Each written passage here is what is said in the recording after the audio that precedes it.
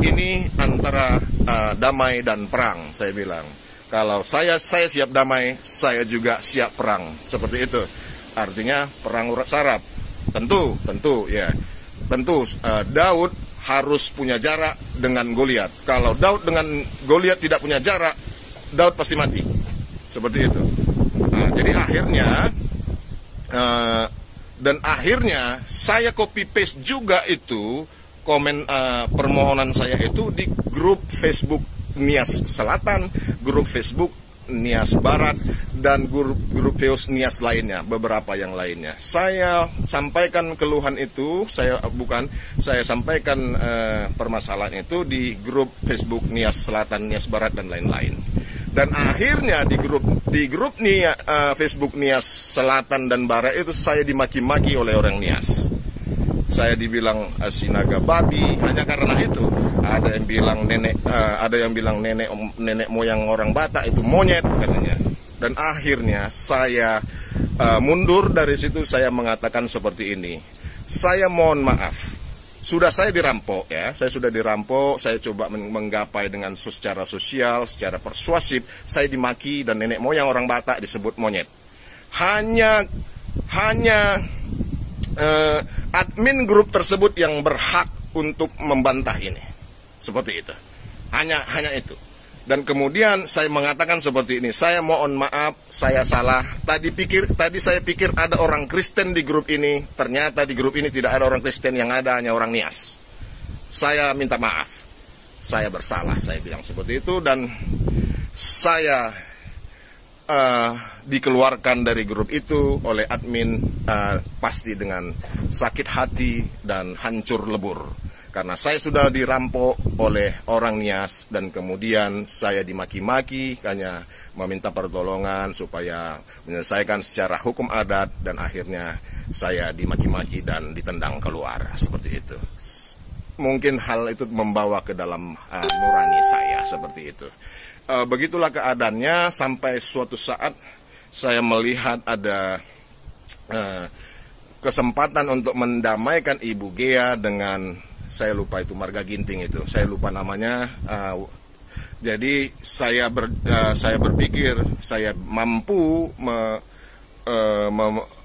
memberi 100 juta kepada Ibu Gea untuk uang perdamaian yang dimintanya dari 150 juta, dan Ibu Nur Halimah saya pikir saya bersedia membayar uang sekolah anaknya, keluhan dia, sebelum Ibu Nur Halimah keguguran karena terlalu stres. Itu pasti suami di penjara dan sebagainya, dia pasti stres.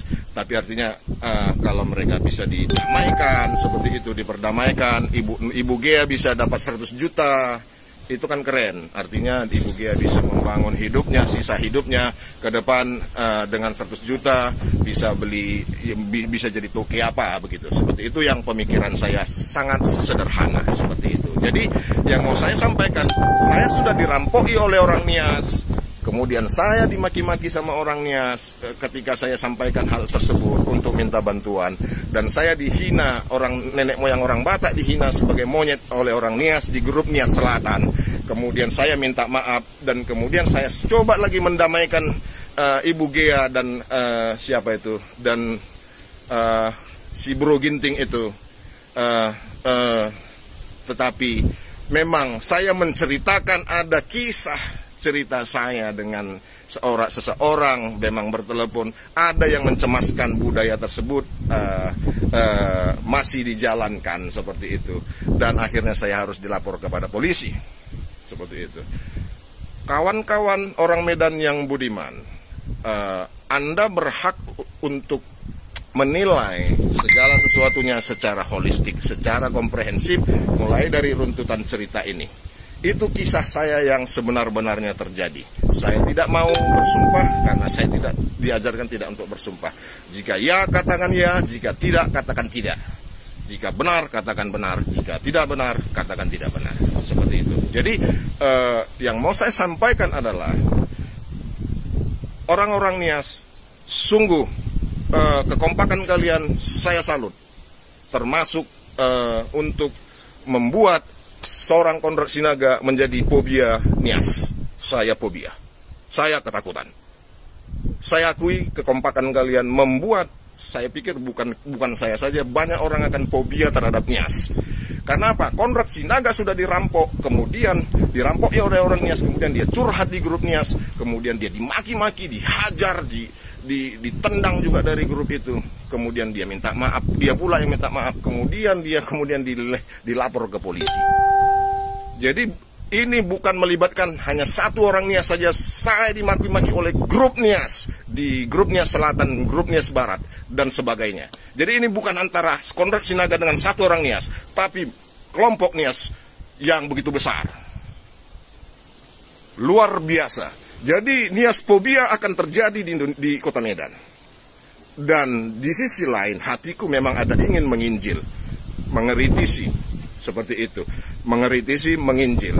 Tapi saat ini saya mau katakan, saya kibaskan kakiku, debu di kakiku, dan aku akan berbalik. Aku sudah selesai dengan penginjilan dengan orang Nias, dan sehingga penghukuman kepada Sodom akan lebih ringan daripada hukuman kepada kalian. Seperti itu.